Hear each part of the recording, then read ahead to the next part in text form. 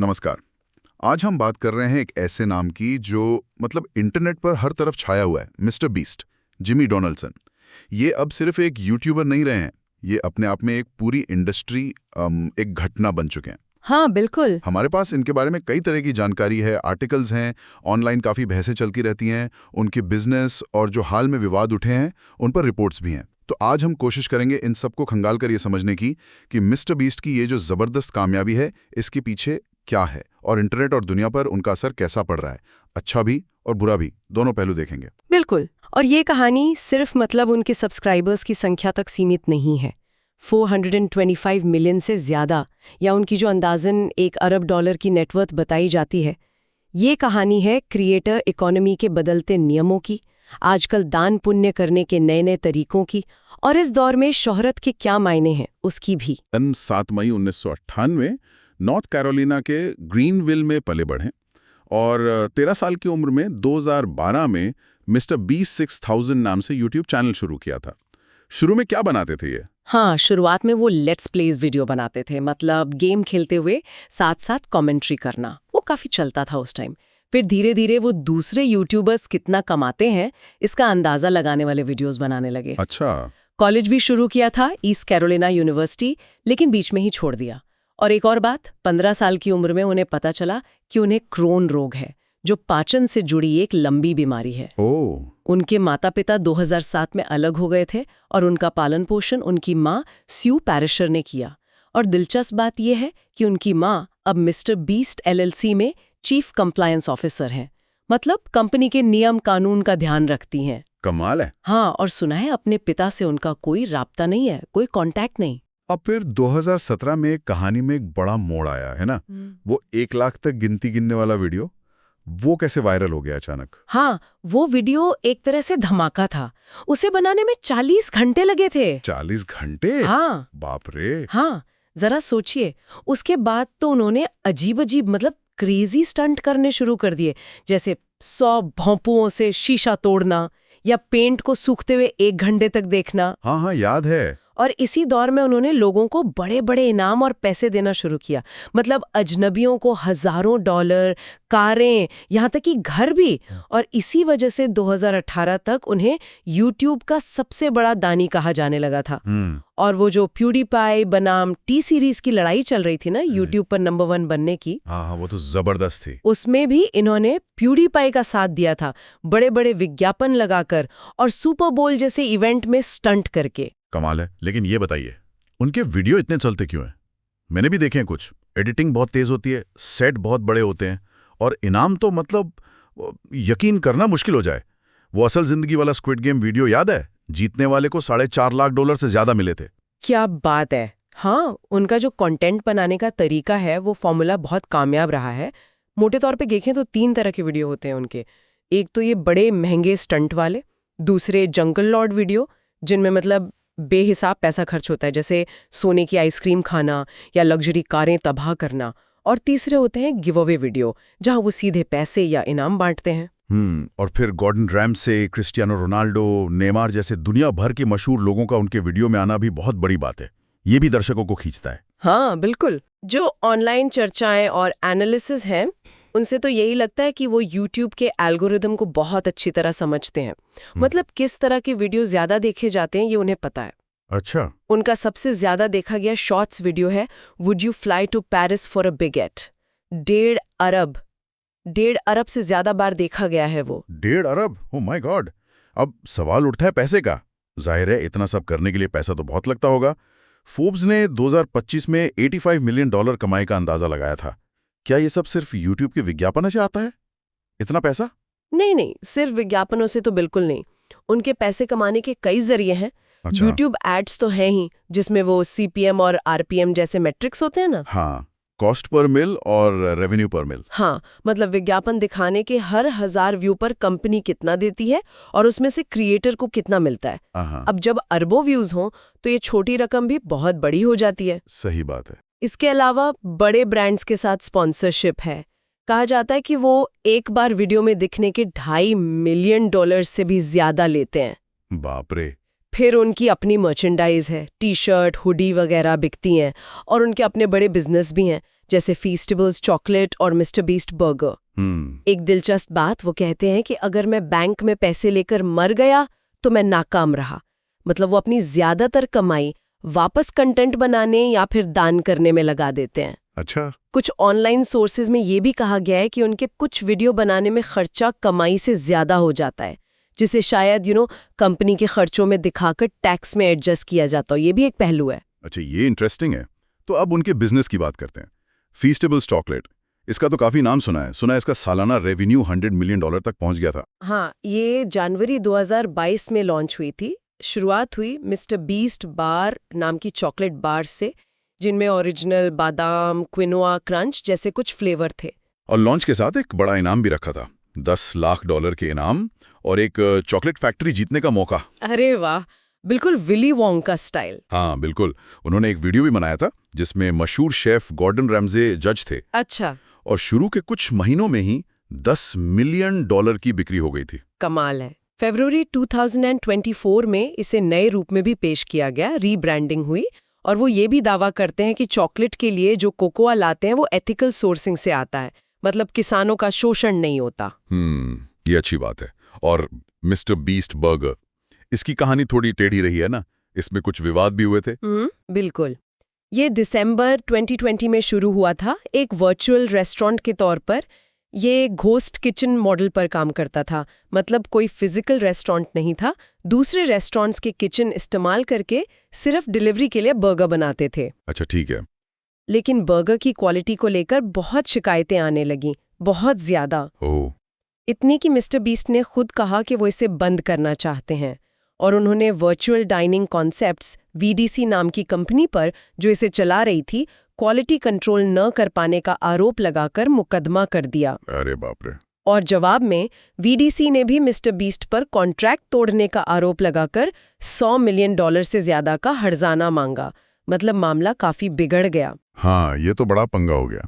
हाल में इसे सिंगापुर में डिग्निटी किचन के साथ मिलकर दोबारा खोला गया है, लेकिन वहां भी रिव्यूज मिले जुले रहे हैं।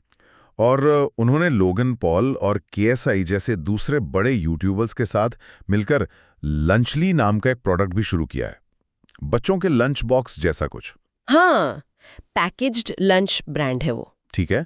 बिजनेस के अलावा उनके दान पुण्य वाले काम भी बहुत मशहूर है। Team trees, team seas, team water और बीस्ट फिलैंथ्रोपी चैनल, ये सब क्या है? इनके बारे में बताइए थोड़ा। हाँ, ये उनके ब्रांड का एक बहुत बहुत अहम हिस्सा बन गया है। टीम ट्रीज मुहिम 2019 में शुरू हुई थी। मकसद था 2 करोड़ पेड़ लगाने के लिए $2 करोड़ जुटाना। और जुटा लिए? 2.4 करोड़ से ज्यादा जमा कर लिए उन्होंने। वाह। फिर 2021 में टीम सीज आई। लक्ष्य था समुद्र से 3 करोड़ पाउंड कचरा साफ करने के लिए $3 करोड़ जुटाना, और वो लक्ष्य भी पार हो गया। कमाल है। फिर आई टीम वाटर पहल। इसके तहत उन्होंने अफ्रीका के 5 देशों में 100 कुएं बनवाए। कहा जाता है कि इससे करीब 5 लाख लोगों को साफ पानी मिला। 100 कुएं, बहुत बड़ा काम है तो। बिल्कुल। इसके अलावा उन्होंने बीस्ट फिलैंथ्रोपी नाम से एक अलग YouTube चैनल ही बना दिया है। इसकी सारी कमाई विज्ञापन से, ब्रांड डील से, सामान की बिक्री से वो सीधे चैरिटी में जाती है। अच्छा, उस चैनल से वो खुद कुछ नहीं रखते? नहीं, उनका दावा है कि उससे कोई मुनाफा नहीं कमाते, और उनका अपना एक फूड बैंक भी है जो जरूरतमंदों को खाना पहुंचाता है। ये तो मतलब बहुत बड़े स्केल पर काम हो रहा। तो क्या हम ये कह सकते हैं कि मिस्टर बीस्ट मीडिया और बिजनेस की दुनिया के तौर तरीके बदल रहे हैं? मैंने कहीं पढ़ा था कि उन्होंने 2022 में अपना पूरा साम्राज्य बेचने का $1 अरब का ऑफर ठुकरा दिया था। $1 अरब? हाँ, ये बात सामने आई थी, और ये अपने आप में एक बहुत बड़ा संकेत है कि कंटेंट क्रिएटर्स की दुनिया किधर जा रही है। आज के जो टॉप क्रिएटर्स हैं वो सिर्फ मनोरंजन करने वाले नहीं रहे, वो अब कंपनियों के मालिक और CEO बन रहे हैं। सही बात है। मिस्टर बीस्ट ये दिखा रहे हैं कि टीवी या फिल्म स्टूडियोज जैसे जो पुराने पारंपरिक मीडिया हैं, उनके सहारे के बिना भी अरबों डॉलर की कंपनियां खड़ी की जा सकती हैं। उनका तरीका, मतलब सीधे अपने दर्शकों तक पहुंचना, अपने ब्रांड पर पूरा कंट्रोल रखना और कमाई को वापस अपने काम में लगाते जाना, ये कई नए क्रिएटर्स के लिए एक तरह का ब्लूप्रिंट बन गया है। वो ये साबित कर रहे हैं कि क्रिएटर खुद ही एक मीडिया हाउस बन सकता है।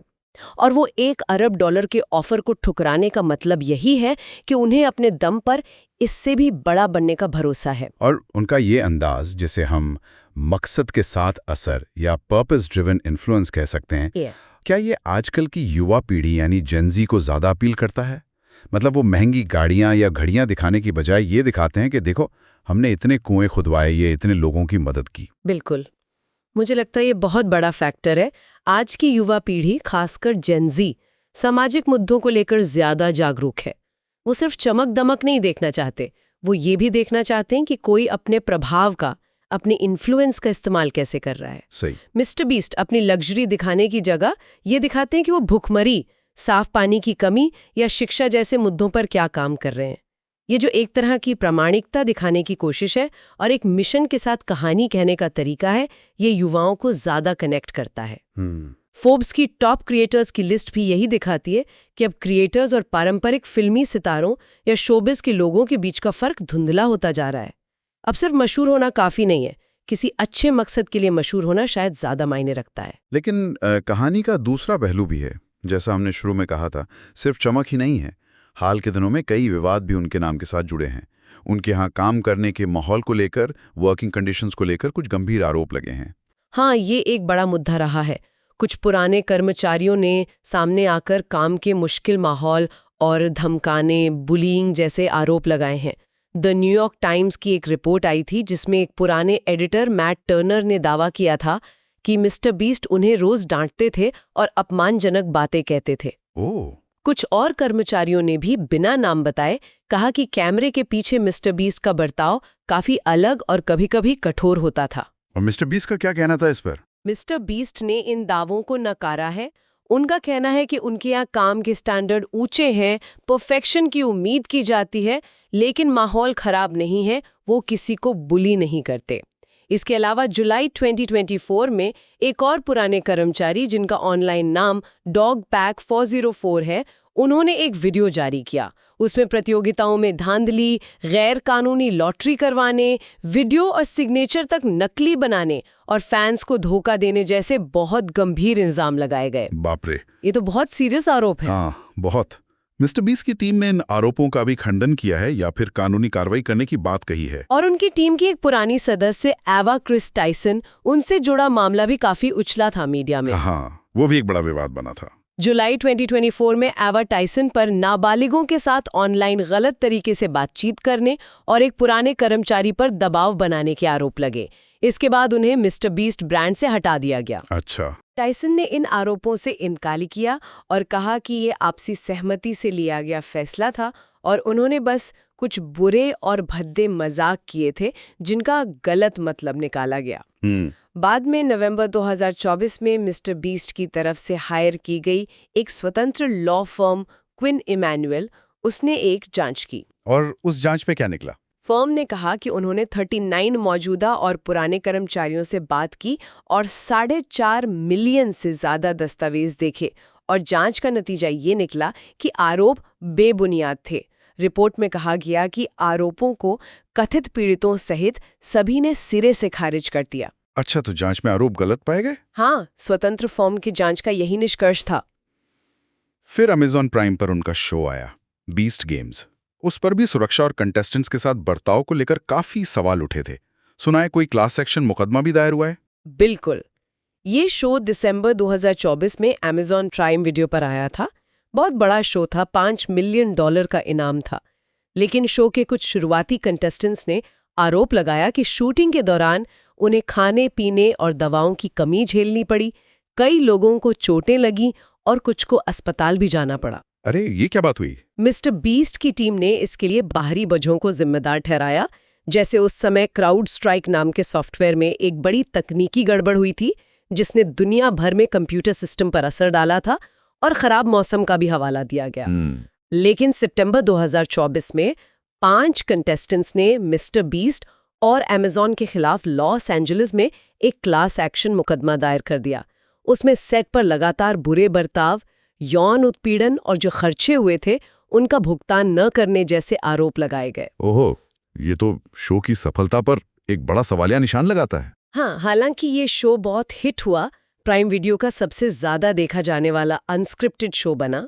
लेकिन मिस्टर बीस्ट ने खुद बाद में माना कि $100 मिलियन से ज्यादा की लागत वाला ये शो उनके लिए आर्थिक रूप से एक खराब फैसला था और उन्हें इसमें करोड़ों डॉलर का नुकसान हुआ। $100 मिलियन लागत और नुकसान भी कमाल है।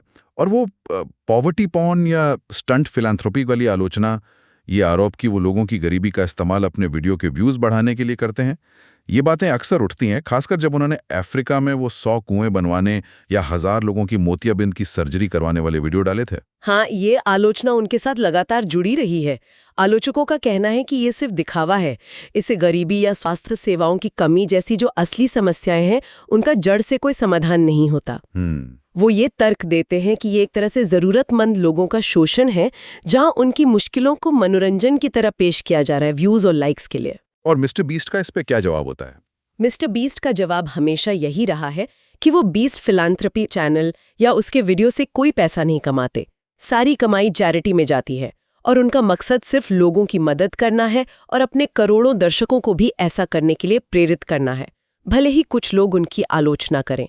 वो कहते हैं कि वो अपने प्लेटफॉर्म का इस्तेमाल अच्छे काम के लिए कर रहे हैं। एक और पहलू है जिस पर ध्यान जाता है, उनके ऊपर अतीत में जब वो किशोर थे कुछ होमोफोबिक यानी समलैंगिक विरोधी टिप्पणियां करने के आरोप लगे हैं।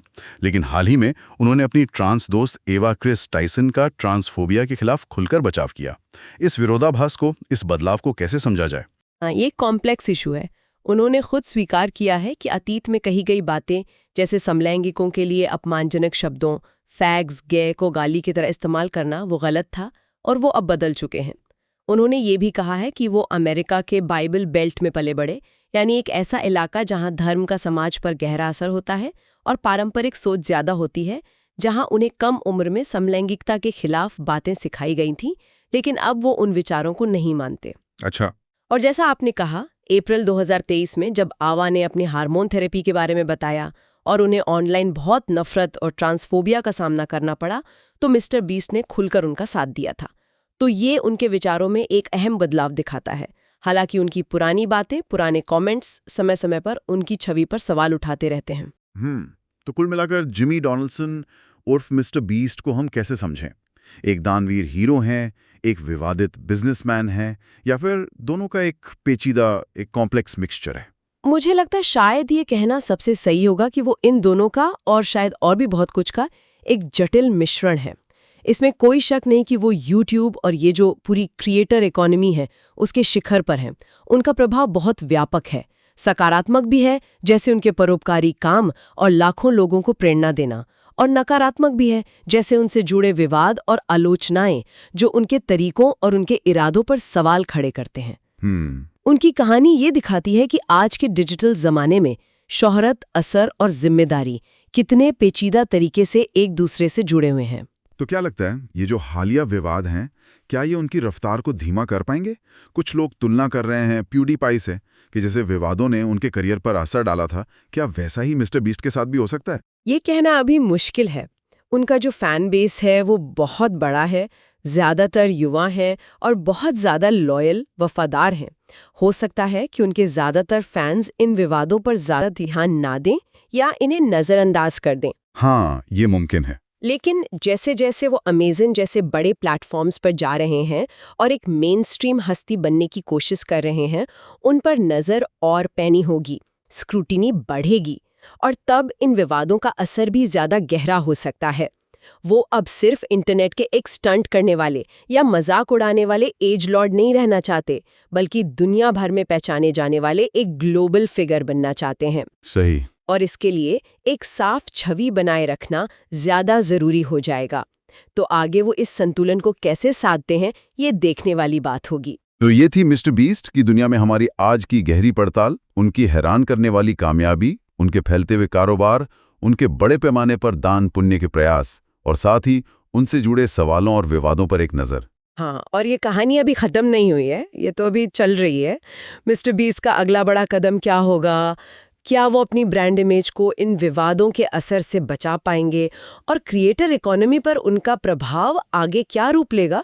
ये सब देखना वाकई दिलचस्प होगा। और जाते जाते बस एक सवाल सोचने के लिए छोड़ जाते हैं।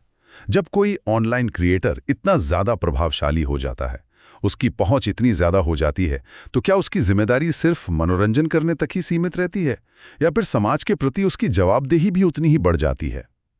इस पर सोचिएगा ज़रूर।